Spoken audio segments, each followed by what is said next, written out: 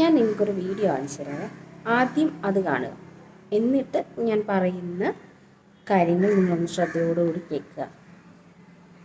ഒരു beauty clinic എന്ന് പറയുമ്പോഴത്തേക്ക്, ഒരു ബ്യൂട്ടീഷ്യൻ എന്ന് പറയുമ്പോഴത്തേക്ക് അവരൊരു ടെക്നീഷ്യനാണ്. അവർക്ക് എക്സ്പീരിയൻസ് ഉണ്ടാവാം, പക്ഷേ അവർക്ക് ഒരു സ്കിന്നിൻ്റെ ടെക്സ്ചേഴ്സ് അല്ലെന്നുണ്ടെങ്കിൽ സ്കിന്നിൻ്റെ അനാട്ടമി അങ്ങനെയുള്ള മെഡിക്കൽ റിലേറ്റഡ് ആയിട്ടുള്ള കാര്യങ്ങളിൽ അവയർനെസ് വളരെ കുറവായിരിക്കും. സോ അത് സംബന്ധിച്ച് നമ്മളെപ്പോലുള്ള ക്ലിനിക്കുകളിൽ എന്താ പറ്റുന്നത് വെച്ചാൽ, എപ്പോഴും ഇതെല്ലാം കോർഡിനേറ്റ് ചെയ്യുന്നത് ഡോക്ടേഴ്സ് ആയിരിക്കും. അതുപോലെ തന്നെ നമുക്ക് സർവീസ് കൊടുക്കുന്നതും ഡോക്ടേഴ്സ് തന്നെയായിരിക്കും. അപ്പോൾ ഒരു ഡോക്ടറെ സംബന്ധിച്ചിടത്തോളം ഒരു സ്കിന്നിനെ പറ്റി ആയാലും ഹെയറിനെ പറ്റി ആയാലും എന്തായാലും അവർക്ക് ഡീപ്പായിട്ടുള്ള നോളജ് ഉണ്ടായിരിക്കും. സോ അതുകൊണ്ട് തന്നെ ആ വരുന്ന പേഷ്യൻറ്റിൻ്റെ അക്യുറേറ്റ് ആയിട്ടുള്ള പ്രോബ്ലം എന്താണെന്ന് മനസ്സിലാക്കി അതിന് ഏറ്റവും ഫലപ്രദമായിട്ടുള്ള രീതിയിലുള്ള ട്രീറ്റ്മെൻറ്റ്സ് ആയിരിക്കും നമ്മൾ പ്രൊവൈഡ് ചെയ്യുക. അതാണ് ഒരു നോർമൽ ബ്യൂട്ടീഷ്യനും അതുപോലെ തന്നെ ഇത്തരം ക്ലിനിക്കുകളും തമ്മിലുള്ളൊരു വ്യത്യാസം. ആ വീഡിയോ കണ്ടിട്ട് നിങ്ങൾക്ക് എന്താ പറയാൻ തോന്നുന്നത്? എനിക്കെന്തോ പറയാൻ തോന്നി.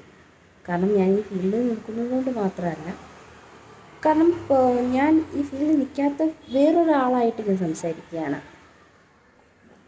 ഇപ്പോൾ കോസ്മെറ്റിക് സർജറി ചെയ്യുന്ന ഒരുപാട് ഡോക്ടേഴ്സ് ഉണ്ട്. ഒരിക്കലും അതൊരു ബ്യൂട്ടീഷ്യൻ ചെയ്യുന്നില്ല. അതിൽ നല്ലപോലെ ചെയ്യുന്നവരുമുണ്ട്. ഫെയിലായി ആൾക്കാരുടെ സ്കിന്നും ഹെയറും ഒക്കെ ഡാമേജ് ആക്കുന്ന, നമ്മുടെ ശരീരഭാഗങ്ങൾ പോലെ കട്ട് ചെയ്ത് മാറ്റാൻ തക്ക രീതിയിൽ ട്രീറ്റ്മെൻറ്റ് ചെയ്യുന്ന ആൾക്കാർ വരെ നമ്മുടെ ഈ ഒരു സമൂഹത്തിലുണ്ട്. നല്ലപോലെ ചെയ്യുന്ന, അല്ലെങ്കിൽ നല്ലപോലെ പഠിച്ചിട്ട് ചെയ്യുന്ന ഡോക്ടേഴ്സിനല്ല ഞാൻ പറയുന്നത്. ഡോക്ടേഴ്സിനോട് എല്ലാവരുടെ നമുക്ക് നല്ല ബഹുമാനവും ഒരു മനുഷ്യൻ്റെ ആയുസ്സിനെ നമ്മുടെ കയ്യിൽ സുരക്ഷിതമായി ഏൽപ്പിക്കുന്ന ഒരുപാട് നല്ല നല്ല ഡോക്ടേഴ്സുള്ള സ്ഥലമാണ് നമ്മുടെ കൊച്ചു കേരളം. അപ്പോൾ ഒരു ക്ലിനിക്കൽ ബേസ് ആയിട്ട് ഒരു കോസ്മെറ്റിക് പ്രോഡക്റ്റ് തുടങ്ങിയാലും ഒരു ബ്യൂട്ടി പാർലറിനെയും തമ്മിൽ തരംതാഴ്ന്ന് കാണരുത്. അതങ്ങനെയല്ല. ഞങ്ങളാണെങ്കിൽ പോലും ഹെയറും സ്കിന്നിൻ്റെ അനാട്ടമി കറക്റ്റ് പഠിച്ചിട്ട് തന്നെയാണ് നമ്മൾ ഓരോ ട്രീറ്റ്മെൻറ്റും ചെയ്യുന്നത്. ഒരാളിനെ അനലൈസ് ചെയ്ത് അവരുടെ ഇൻറ്റേർണൽ പ്രോബ്ലംസ് വരെ മനസ്സിലാക്കി തന്നെയാണ് നമ്മൾ ഓരോ ട്രീറ്റ്മെൻറ്റ് ചെയ്യുന്നത്. പിന്നെ എല്ലാ ഫീൽഡിലും പകുതി പഠിച്ചിട്ട് വരുന്ന ആൾക്കാരുണ്ട്. അത് ബ്യൂട്ടി ഫീൽഡിലാണെങ്കിലും ഡോക്ടേഴ്സിൻ്റെ ഫീൽഡിലാണെങ്കിലും. എനിക്കുണ്ടായ ഒരു അനുഭവം ഞാൻ പറയാം. ഞാൻ പ്രഗ്നൻ്റ് ആയിരുന്ന സമയത്ത് ഞാനൊരു ഹോസ്പിറ്റലിൽ ട്രീറ്റ്മെൻറ്റിന് പോയപ്പോൾ, അപ്പോൾ പഠിക്കുന്ന ഒരു കുട്ടിയാണ്, ഡോക്ടേഴ്സിന് പഠിക്കുന്ന, എനിക്കൊന്ന് 3rd ഇയർ എന്തോ ആയ കുട്ടിയാണ്. ഈ അടുത്ത് അത് എങ്ങനെ നമ്മുടെ കയ്യിൽ വെച്ച് അത് ടെസ്റ്റ് ചെയ്യണമെന്ന് പോലും അറിഞ്ഞുകൂടാത്ത ഭാവി ഡോക്ടേഴ്സ് ആകുന്ന കുട്ടികളാണ് നമ്മുടെ സമൂഹത്തിലുള്ളത്.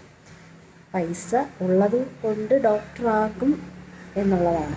കഴിവുള്ള എത്രയോ കുട്ടികൾക്ക് പൈസ ഇല്ലാത്തതുകൊണ്ട് ഡോക്ടറാകാൻ കഴിയാതെ മറ്റ് കാര്യങ്ങൾ ചോയ്സ് എടുക്കുന്നവർ ഒരുപാട് പേരുണ്ട്, ഇല്ലേ? ഒരുപാട് പേരുണ്ട്. അപ്പോൾ പണം കൊടുത്ത് ഡോക്ടറാകുന്ന കുറേ ആൾക്കാരും ഉണ്ട് സമൂഹത്തിൽ. പാഷനായിട്ട് ഡോക്ടേഴ്സ് ആകുന്നവരും ഉണ്ട്. അവർ മാത്രമാണ് നമ്മുടെ സമൂഹത്തിൽ വളരെ സക്സസ് ആയിട്ട് ദൈവത്തിന് സമമായിട്ട് നിൽക്കുന്ന ഡോക്ടേഴ്സ് ആയി നിൽക്കുന്നത്. അപ്പം നമ്മൾ ഒരു ഫീൽഡിനെയും അധിക്ഷേപിക്കാൻ പാടില്ല. നമ്മൾ ഒരു ഫീൽഡിനെയും അധിക്ഷേപിച്ച് കാണരുത്. എല്ലാ ഫീൽഡിലും നെഗറ്റീവായിട്ട് നിൽക്കുന്നവരും പോസിറ്റീവായിട്ട് നിൽക്കുന്നവരും ഉണ്ട്. അതുപോലെ തന്നെ നമ്മുടെ ബ്യൂട്ടി ഫീൽഡിലും നല്ല ആത്മാർത്ഥമായിട്ട് ഈ ഫീൽഡിനെ നെഞ്ചോട് ചേർക്കുന്ന ഒരുപാട് ആൾക്കാരുള്ളതാണ്. അവർക്ക് വേണ്ടിയാണ് ഞാൻ ഇത് സംസാരിക്കുന്നത്. നിങ്ങൾ ആരാണെന്നോ എന്താണെന്നോ ഒന്നും എനിക്കറിയത്തില്ല. പക്ഷേ നിങ്ങൾ പറഞ്ഞത് ഒരു റോങ് ആയിട്ടുള്ള ഇൻഫർമേഷനാണ്.